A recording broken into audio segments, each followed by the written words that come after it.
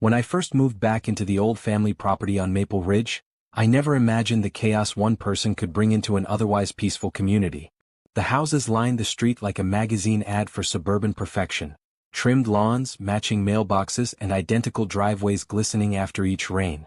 I had purchased every home on this block years ago, quietly and without fanfare, renting most of them to families and retirees who wanted a calm place to live. But this return wasn't meant to make a statement. After years of managing my real estate portfolio remotely, I wanted a slower life, close to the place where my story began. The house I chose for myself was the oldest, a two-story colonial with peeling paint and a porch that creaked under the weight of memories. I liked it that way. It didn't scream wealth, just history. A week after settling in, I noticed her. She introduced herself as Karen, though she didn't need to.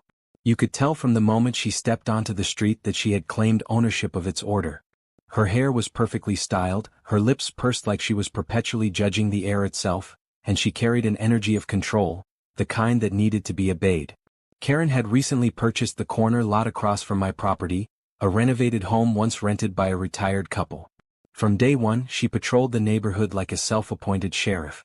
She took photos of parked cars, measured grass height, and distributed handwritten reminders about trash pickup schedules. It didn't take long for her to notice that my house didn't match the freshly painted look of the others. Within days, I became her project. She began standing at the edge of my yard, shaking her head, muttering about property values.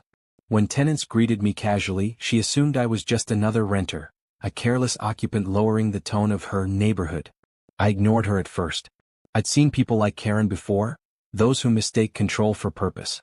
They build their identity around complaint forms and neighborhood watch emails. But her persistence grew, fueled by the false authority she imagined she had. Soon she started making subtle gestures. A bright orange notice taped to my mailbox reminding me of community standards. A complaint to the local HOA about a neglected property causing visual decline. She didn't know that every HOA decision required my approval. Still, I let her play her game. It was almost fascinating, watching someone challenge a system without realizing they were shouting into their own echo. Then one morning as I tended to my front yard, a moving truck pulled up next door. Another family was moving in, tenants renting one of my properties. Karen immediately walked over, clipboard in hand, introducing herself as the community representative. Within hours, she had cornered them, inspecting their trash bins, pointing at paint chips, lecturing about noise limits. I could see the discomfort on their faces from across the street. That evening, she confronted me again, this time louder, her voice cutting through the peaceful twilight. She accused me of being the renter who didn't care about rules. She said she'd already filed an HOA violation report. She mentioned that she'd contacted the landlord to have me properly warned. I almost laughed. She had no idea who that landlord was. The absurdity of it might have ended there, but Karen wasn't one to stop once she'd found a target. By the end of the week, I received 3 anonymous complaints about my property through the HOA system, all written in the same tone. She even began gathering signatures from tenants, telling them that problem renters were lowering their resale value. Still, I said nothing. My tenants, loyal and patient, knew better than to react. They'd seen me protect them before from unfair treatment, and they trusted that I had a plan. What Karen didn't understand was that beneath my unassuming facade, I controlled the very ground she walked on. Every property deed, every maintenance contract, every HOA approval went through me. Her obsession with rules was about to collide with the reality that she lived inside mine. But I wasn't interested in petty revenge. I wanted to see how far she'd go, to let her write her own downfall. So I waited, watching as her frustration grew, each attempt to control spiraling into something darker. The call that came next was the moment everything began to shift. She called the landlord, the same one she thought she was reporting me to. And when I answered that phone, hearing her angry tone through the receiver, I knew this story was about to take a turn no one on Maple Ridge would ever forget. The call came on a quiet Wednesday morning, the kind of morning that made Maple Ridge look serene and untouchable. Sunlight filtered through the sycamores, sprinklers hissed across manicured lawns, and birds filled the silence between distant engine hums. It was peace, the kind that hides tension beneath a polished surface. I had been reviewing some lease renewals when my phone rang, an unfamiliar number, local area code. The voice that came through was sharp and self-important, the kind that expected submission on the other end. Was Karen. She didn't introduce herself right away. Instead, she launched into a tirade about a renter on Maple Ridge who's been disregarding HOA rules, neglecting property maintenance, and setting a poor example for the neighborhood. I recognized every word as a carefully rehearsed complaint. What she didn't realize was that her report was being made to the very person she was trying to use as a weapon. As she continued, I could almost picture her, pacing in her spotless living room, cordless phone pressed to her ear, expression twisted in moral outrage. She described my house as an eyesore, complained about peeling paint, untrimmed hedges, and renter behavior unbecoming of a professional community. Her voice carried the certainty of someone who believed authority was always on her side. I let her finish, jotting down notes on a yellow pad more out of irony than necessity. She wanted me, the landlord, to take immediate action, to issue an eviction notice, to protect property values. The hypocrisy was staggering. When I calmly told her I'd look into it, she thanked me as if she had just performed a civic duty. She had no idea that the person she'd just called was not only her landlord's landlord but also her property's ultimate owner. I had structured ownership through a management company years ago, ensuring anonymity. To everyone on the block, I was just another resident, perhaps a bit quiet, perhaps eccentric. But to the city's registry, I was the legal owner of every deed on the street. After that call, I decided it was time to observe more closely. Over the next few days, I walked the neighborhood quietly, taking note of her movements. She was always watching, snapping pictures, timing trash pickups, inspecting lawns like a general surveying her troops. She began posting notes on doors, citing non-existent bylaws. My tenants were confused but too polite to argue. I reached out discreetly to the HOA office. As expected, several official complaints had been filed recently, all from the same address. She had taken her self-appointed mission to a new level, trying to rewrite the social order of the neighborhood around her control. Yet what fascinated me wasn't her persistence, it was her ignorance. She spoke often about protecting investments, unaware that the largest investment around her belonged to me. Every brick, every patch of sidewalk, every inch of green space, all tied to a single portfolio she couldn't see. I decided not to reveal myself yet. The truth would have more impact when she had tied her own rope. So I continued playing the part of the passive renter, mowing my lawn, tending the flowers she claimed were weeds, and nodding politely when she scowled from across the street. But her behavior escalated. She began calling code enforcement, making anonymous reports about noise, vehicles, and illegal tenants. None of her claims held ground, but she filed them in such volume that the office began to take notice. When inspectors arrived, they found nothing wrong. That only made her angrier. She began printing flyers accusing the renter at 218 Maple Ridge, me, of violating HOA standards. Some neighbors threw them away. Others rolled their eyes. But for me, each flyer was evidence, proof of the story she was writing for herself. One evening, I stood at my window watching her pacing her driveway under the amber glow of streetlights, phone pressed to her ear again. I knew she was complaining about me. Perhaps she was calling the HOA again, or maybe the city. I didn't mind. Every word she spoke was another layer of irony waiting to collapse on her. Then one morning an envelope appeared in my mailbox, an official-looking document printed on HOA letterhead. It was a notice of eviction recommendation. Her work, undoubtedly. The notice demanded that I vacate the property within 30 days due to repeated violations of community standards. It was unsigned but stapled with a typed letter addressed to the landlord. I read it slowly, smiling as I realized the extent of her confidence. She truly believed she could evict me from my own land. Rather than confronting her, I decided to follow through with the process, to let the system she believed she controlled carry her message straight back to me formally. I forwarded the complaint to my property management firm, who processed it like any other tenant issue. Within 2 days, the request returned to my desk for owner review. I approved it for internal escalation, not to punish her but to create documentation. Every action she took would now form a clear paper trail. Over the next week, Karen's hostility reached new heights. She accused other tenants of siding with problem renters. She cornered children playing near my fence, warning them that their families might lose their homes if the rules aren't followed. She had crossed from petty nuisance into harassment, and the quiet murmur of resentment among neighbors began to grow. People were tired of her. They whispered about her arrogance, her obsession with power, her inability to coexist. But still, no one confronted her directly. That would be my role, at the right moment. Then came the board meeting. She had requested a special session to discuss eviction actions against non-compliant residents. The HOA, ever eager to placate loud voices, scheduled it. I attended quietly, sitting in the back row, unnoticed. She stood at the front, commanding attention, presenting her case against the renter at 218. She described me with theatrical precision: unkempt property, blatant disregard for rules, negative influence on community standards. Her voice trembled with righteousness. The audience nodded politely, though some rolled their eyes. When she finished, the HOA president turned to me, asking if I had any response. I stood, thanked them for their time, and handed the president a folder. Inside were copies of every property deed on the block, each bearing my signature. I didn't need to say a word. The silence that followed was enough. Karen's face drained of color as the truth unfolded in front of her. The president looked confused, flipping through the documents. Then, with slow disbelief, he confirmed what the papers stated: that I was not only the owner of 218 Maple Ridge but every property represented in their records. The meeting room fell silent. Karen's power, built entirely on illusion, evaporated in a single heartbeat. But the story wasn't over yet. The revelation was only the beginning.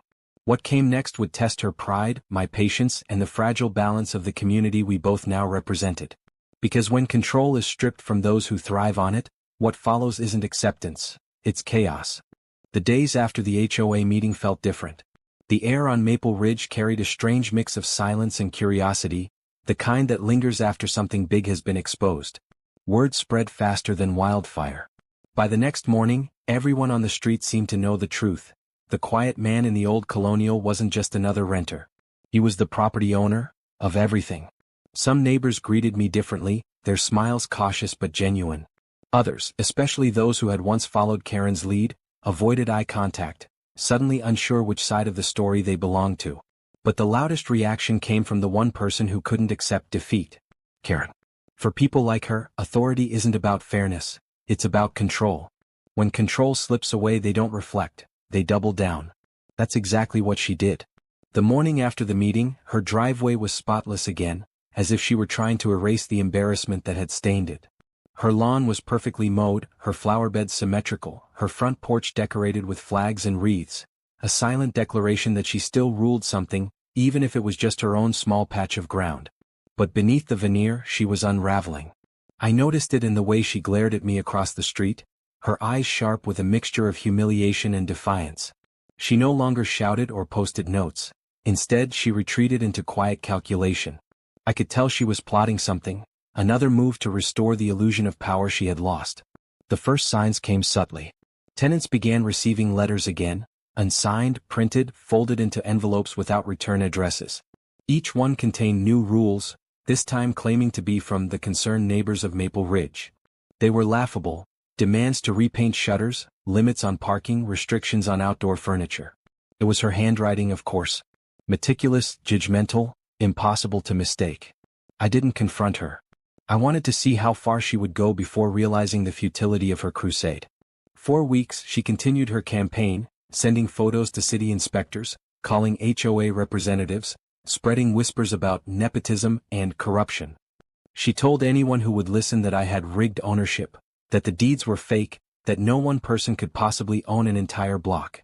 She even went as far as to file a public information request with the county office, trying to uncover some loophole or fraud.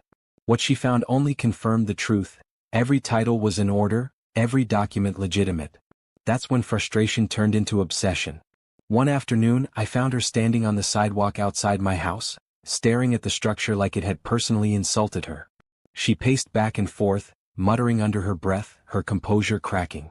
When I stepped onto my porch, she quickly walked away, pretending to be on the phone. From that day on, she started watching more closely. Curtains in her windows shifted whenever I came outside. Her car followed me once when I drove to the hardware store. She even took pictures of my property at dawn, convinced she could find something, anything, to use against me. But I wasn't angry. I was patient. Sometimes the best way to expose control is to let it destroy itself. Her downfall began when her paranoia spilled into the wrong hands. She started harassing other tenants, accusing them of being my spies. She claimed that the entire neighborhood was part of some landlord conspiracy. When she saw 2 tenants talking by the sidewalk, she confronted them, insisting they were plotting against her. It didn't take long before one of those tenants filed a police report for harassment. When the officer arrived, polite but firm, I watched from my porch as he spoke with her. She waved her hands pointing toward my house, her voice trembling with indignation. The officer's calm expression never changed. When he finally left, she stood in the driveway, motionless, her face pale with disbelief. It was the first time someone other than me had drawn a boundary for her. A few days later, a letter arrived from the HOA, this time addressed to her. It was a formal notice of behavioral concern, citing community disruption and non-compliance with respectful conduct policies. The irony was delicious. The woman who once weaponized HOA rules was now being disciplined by the same organization she thought she controlled. But she didn't see it as a consequence. She saw it as war. She began telling neighbors that I had bribed the HOA board. She accused the police of being friends with the landlord. She started placing cameras around her property, on fences, trees, even near the curb, claiming it was for security. But everyone knew what it really was: paranoia. Then came the moment that broke her completely. A new family moved into one of my rentals 2 houses down. They were friendly, young parents with 2 kids who loved to ride bikes. Within days of their arrival, Karen confronted them about their children's noise levels. She told them the community had strict decibel standards. The mother, exhausted but polite, tried to ignore her. The father, equally patient, thanked her and walked away. But Karen wasn't satisfied. She filed another HOA complaint. And when that was dismissed, she called the city again. The officer who responded happened to be the same one from before. This time he warned her about filing false complaints. He explained, gently but firmly, that harassment laws applied to homeowners too. The look on her face said it all. The empire of control she'd built, brick by brick, was now nothing more than dust. For the first time since she'd arrived, her house fell quiet. Days passed without her presence on the sidewalks. Her curtains stayed drawn. The flyers stopped appearing. I thought it was over. Then one night, I noticed something strange. Lights flickering inside her home well past midnight, the sound of rustling paper, drawers opening and closing. She was still fighting, though now her battlefield was invisible. A week later, a letter arrived in my mailbox. Thick, crumpled, hand-delivered. No return address. Inside was a single sheet of paper, covered in shaky handwriting. It was from her. She accused me of stealing the neighborhood, of playing God, of ruining her life. She ended it with a chilling line. You think you've won, but you'll see what happens when everything you own turns against you. It wasn't a threat, not really, more like the desperate gasp of someone who had lost the narrative. Still, I forwarded it to my attorney just in case. That same week, the police returned, this time responding to noise complaints against her. Neighbors reported shouting, late-night arguments, and erratic behavior. When they arrived, they found her porch lights shattered, her front yard in disarray. Something in her had broken. After that, she vanished for a while. The house went dark. No movement, no cars, no mail collected. Some neighbors whispered that she'd gone to stay with relatives. Others said she was selling the place. I didn't ask. But deep down, I knew it wasn't the end. People like Karen don't simply disappear. They linger, waiting for the next opportunity to reclaim the power they believe was stolen. And I was right. Because 1 month later, she returned, and this time she wasn't coming back as a neighbor seeking order. She was coming back for revenge. A month had passed since Karen disappeared from Maple Ridge. The street had settled into an unusual calm, the kind that feels like exhaling after holding your breath too long. The lawn stayed neat, the air was quiet, and neighbors smiled more freely. The tension that once clung to every fence post and mailbox seemed to fade with each sunrise. For the first time in a long while, Maple Ridge felt like a community again. Then one gray morning, a familiar SUV rolled down the street. Its tires crunched the gravel in that deliberate way that made everyone look up from their windows. When it stopped in front of the corner house, no one needed to guess who it was. Karen was back. But she wasn't the same woman who had vanished weeks before. The perfection was gone. Her hair, once immaculate, was now frayed. Her confident walk had turned into a restless shuffle. Her once flawless yard was unkept, the garden wilting, paint chipping off the porch rails. It was as if the chaos she had tried to impose on everyone else had finally taken root inside her home. Still, her eyes carried the same spark, the kind that feeds on resentment. Within days of her return, the peace began to fracture again. Small things at first: trash bins mysteriously tipped over, garden hoses tangled, mail misplaced. My tenants whispered about someone walking around late at night, flashlights flickering near driveways. Cameras captured brief, unrecognizable shadows, moving fast and low. I didn't need proof to know who it was. Karen had come back, not to rebuild her reputation, but to reclaim her control, even if it meant sabotaging the very street she once claimed to protect. Her first open move came the following week. The HOA's online forum, dormant since her departure, suddenly lit up again. A string of posts appeared under anonymous names, all criticizing the mismanagement of property maintenance and decline in neighborhood standards. Each post targeted one of my rental homes. The tone, the phrasing, the exaggerated outrage, all unmistakably hers. When neighbors pushed back, the posts grew more unhinged. She accused tenants of illegal subletting, claimed that one family was running an unlicensed daycare, and suggested that my ownership was part of a corporate scam. Of course, the HOA quickly flagged and removed the posts, but the damage had already been done. The Whisper network was alive again, fueled by her bitterness. One evening I walked past her house. The porch light was on, but the blinds were drawn. I could hear faint murmurs, the sound of her talking to herself, pacing. Through the slats, I caught a glimpse of papers scattered across her dining table, documents, printed screenshots, maps of the neighborhood. She was building something again, though this time it wasn't organization, it was obsession. Soon after, she escalated further. She began collecting trash from other houses and leaving it in front of mine. She parked her car just inches from my mailbox, blocking access. She started calling the city again. Noise complaints, zoning complaints, even an animal control report claiming unregistered pets on my property. Each accusation was easily disproven, but that wasn't her goal anymore. She didn't want justice. She wanted chaos. And the more she pushed, the more isolated she became. The same neighbors who once joined her crusades now crossed the street to avoid her. Kids who used to wave stopped going near her yard. Even the HOA president refused her calls. But that isolation only fed her fury. Then one night she crossed a line that changed everything. It was early spring, a mild evening, quiet except for the distant hum of crickets. Around midnight I heard a noise outside, faint, deliberate, like someone moving near the porch. I turned off the lights and looked through the window. There she was. Karen stood in my yard, flashlight in one hand, phone in the other, taking photos of my property. Her face was tense, her expression fixed with that familiar mix of righteousness and rage. I watched as she inspected the flower beds, the walkway, the porch railings, looking for something, anything that could justify another attack. Then she noticed the small "No Trespassing" sign by the fence. She froze. Her flashlight beam hovered over it for a moment, and then, in one reckless motion, she tore it down and stuffed it into her bag. I didn't move. I didn't shout. I simply turned on my porch light. The sudden glow startled her. For a second our eyes met, mine calm, hers wide and furious. Then she turned and ran, stumbling toward her driveway, nearly dropping her phone in the process. That was the moment the game ended. The next morning I called the police, not out of spite but necessity. I showed them the footage from my security cameras. The trespassing, the vandalism, the months of harassment, it was all there. The officer nodded quietly, recognizing the name before I even said it. By that afternoon, a patrol car parked in front of her house. The conversation that followed was short but intense. She gestured wildly, denying everything, but the evidence spoke louder than her voice. When the officers left, she stood on her porch for a long time, frozen, her pride dissolving in silence. That night, the lights in her house stayed off. Over the following week, I noticed changes. Her car disappeared for days at a time. The mailbox overflowed with letters she didn't collect.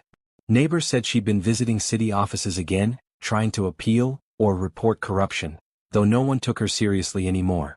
Then, without warning, a "for sale" sign appeared in her yard. It stood crooked, its colors fading, like a final admission of defeat. She didn't come out to talk to anyone, didn't apologize, didn't explain. Within days a moving truck arrived.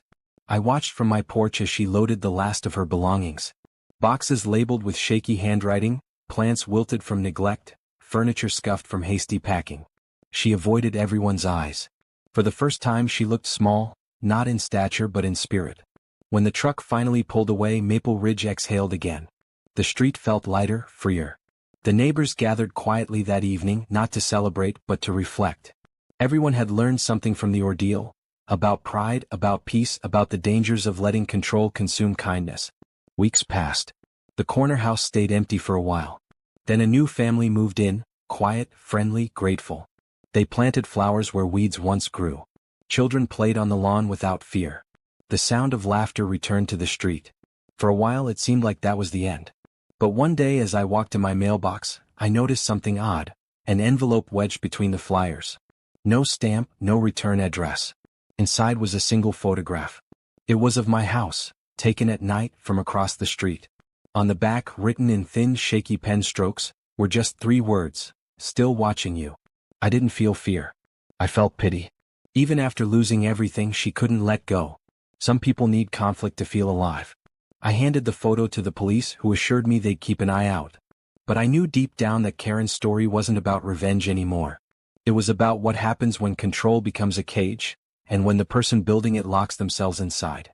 The envelope marked the end of one story and the faint echo of another. After the police took the photograph, they promised extra patrols, but Maple Ridge was already returning to its slow heartbeat. The morning light looked cleaner, the air smelled of cut grass instead of tension. It was hard to believe how much energy one person's bitterness had drained from an entire street. I spent the next few weeks quietly repairing what she had tried to fracture. The fences she had dented were mended, the flower beds replanted, the community page restored. The tenants, once cautious and divided, began greeting each other again. The block meetings changed too. Instead of shouting about rules, people talked about barbecues and neighborhood gardens. It was the kind of peace that only arrives after chaos, the fragile calm that makes people finally appreciate ordinary days. Still, Karen's shadow lingered. It appeared in small ways: a neighbor flinching at the sound of a car door, a tenant double-checking security lights, the subtle hush that followed her name. Fear doesn't vanish when its source leaves. It stays until people decide to stop feeding it. I didn't mention the photograph to anyone beyond the police. There was no need to stir the quiet. But I did install brighter lights, not from worry but as a sign of closure. The house that once looked weathered now glowed at night, no longer a target but a statement. Order doesn't need control, it needs care.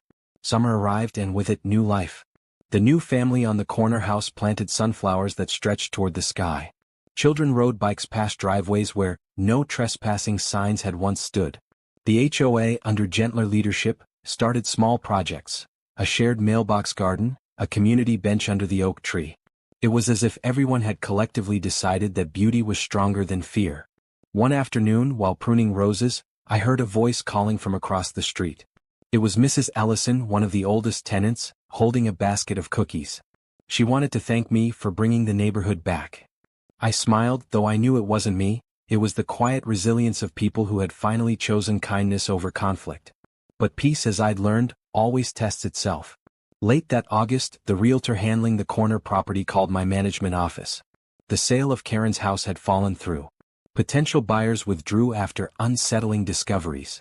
When the cleaning crew entered, they found stacks of documents covering every surface: printouts of HOA bylaws, photographs of neighbors, scribbled notes connecting imagined conspiracies. On one wall, taped in crooked rows, were aerial photos of Maple Ridge taken from public maps, every house marked with colored dots and arrows. At the bottom of one sheet, in fading ink, someone had written, "Control means safety." The word stayed with me. Control means safety. That was the core of her delusion, the engine of her downfall. Somewhere in her life, control must have once protected her. Maybe it gave her power when she felt powerless, or order when everything else had collapsed. But like any tool once wielded without compassion, it turns on its user. I authorized the management company to purchase the house back under one of my entities. It wasn't about ownership anymore, it was about restoration. The property would be renovated, its history quietly rewritten by new memories. I wanted Maple Ridge to heal completely, not live beside an empty reminder of conflict. Renovation began in early autumn. Contractors stripped the walls, repainted, replanted. The interior, once filled with paranoia, slowly became light again. By the time the first frost came, the corner house looked warm, almost welcoming. I leased it to a retired teacher who spent her mornings reading on the porch, the same porch that once served as a fortress. The transformation was symbolic. Pain had been replaced by presence. During those months, I thought often about Karen, not with anger but curiosity. Where had she gone? The police never found reason to pursue her beyond the trespassing case. She had vanished quietly. Perhaps she moved to another suburb, chasing the illusion of order somewhere new. Perhaps she finally realized that peace can't be policed. I would never know. Yet even in her absence, she taught everyone something vital. The tenants spoke differently now. They approached conflicts with patience, empathy, and humor. When one family's dog barked too late, instead of complaints, another brought over earplugs and a joke. The culture had changed because everyone had seen what unchecked control could become. As winter deepened, Maple Ridge glittered again under Christmas lights. I walked the street one evening, the crunch of frost beneath my boots. Every porch glowed softly. Laughter drifted from houses where silence once ruled. The air smelled of cinnamon and pine. It felt complete. Still, I couldn't shake the image of those words. Control means safety. They haunted me not because they belonged to her but because they reminded me of who I used to be. Years earlier, I had built my real estate empire on the same principle. I believed that owning everything around me guaranteed stability, that power prevented chaos. Maybe that's why I let Karen go on for so long. In her, I saw a reflection of my own hunger for order. The difference was intent. Where she sought to dominate, I had learned to protect. But even protection can become possession if left unchecked. Watching her fall forced me to reconsider what ownership really meant. That winter, I began transferring some of the properties to long-term tenants under shared equity agreements. They would co-own their homes gradually, building roots instead of rent. It was my quiet rebellion against the same system of control that had nearly destroyed us. The decision changed everything. Pride turned into participation. Tenants became neighbors in the truest sense. And for the first time since Maple Ridge was built, the community wasn't bound by contracts, it was bound by trust. Sometimes, on still nights, I stood on my porch and thought about Karen's last message. Maybe she really was still watching from some distant place, unable to understand how peace could exist without her supervision. Or maybe in some strange way she had finally learned through loss what no rulebook could teach, that harmony can't be enforced, it has to be nurtured. The winter passed and spring returned. The neighborhood blossomed again. The sunflowers by the corner fence reached higher than ever. Children chalked bright hearts on the sidewalks. Maple Ridge, once a battlefield, had become a garden. I often wondered if Karen would drive by one day, unable to resist the pull of the place that once defined her. If she did, I hoped she would see what her absence had created, not to shame her, but to show her that letting go doesn't mean losing control, it means finding peace. And maybe, just maybe, she'd understand that true ownership isn't about deeds or titles or rules. It's about stewardship, caring for something enough to let it grow without fear. That was the lesson Maple Ridge had earned, one storm at a time. The following spring carried a softness that felt earned. Maple Ridge had finally stopped holding its breath. Lawns shimmered under dew, children shouted across driveways, and wind chimes sang where once warning signs rattled. Life, the ordinary kind, the kind that doesn't need permission, had returned. For months I had resisted selling any more properties. Instead, I visited each house not as a landlord or an investor but as a neighbor. I trimmed hedges with tenants, helped repaint porches, and shared coffee on front steps that once looked hostile. Every corner held the quiet story of someone rebuilding trust. One Saturday I walked the entire block from end to end. The street looked wider now, though nothing had changed physically. The heaviness that used to hang between fences was gone. In its place was the faint hum of contentment. Windows were open. Radios played. Maple Ridge was breathing. The corner property, the one that had belonged to Karen, looked radiant. The retired teacher who lived there kept flower pots on the porch, the same porch that once faced the world like a fortress. Her cat slept in the sunbeam by the window, and sometimes neighborhood kids stopped to pet it on their way to school. No one remembered what that house had represented before. It had been rewritten completely. I had expected to feel triumphant, but the emotion was gentler than that. It was gratitude, the kind that comes from watching something heal without forcing it. When I'd bought the entire block years ago, I thought I was buying permanence. What I was really buying was responsibility.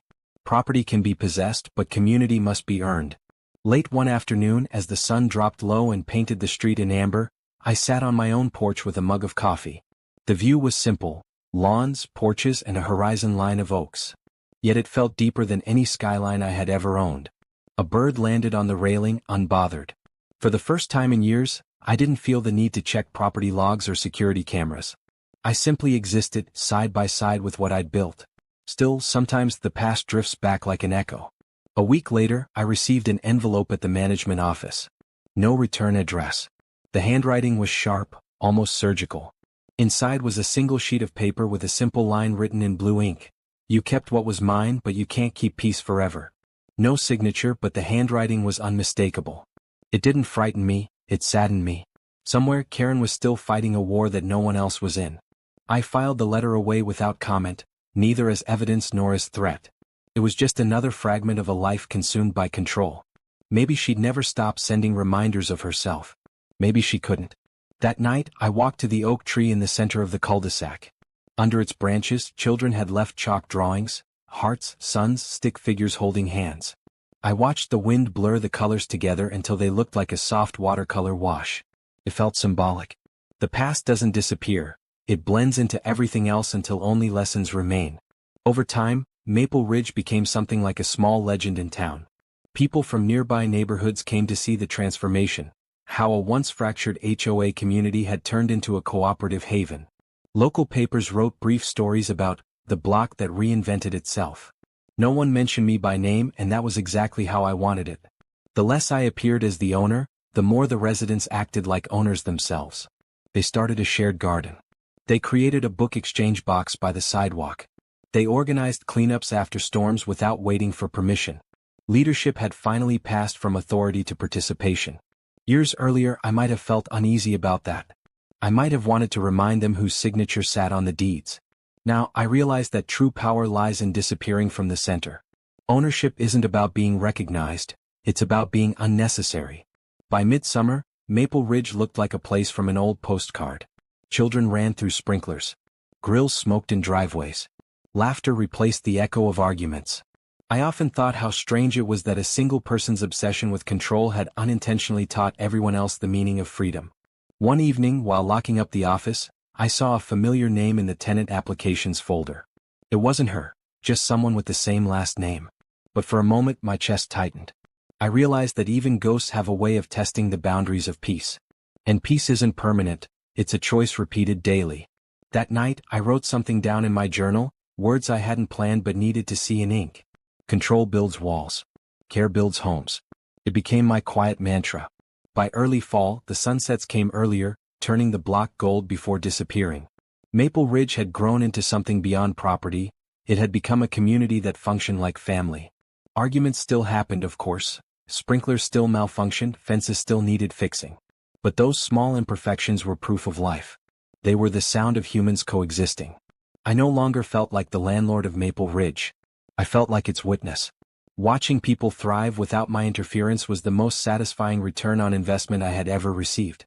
One crisp morning, as I walked past the renovated corner house, the new tenant waved.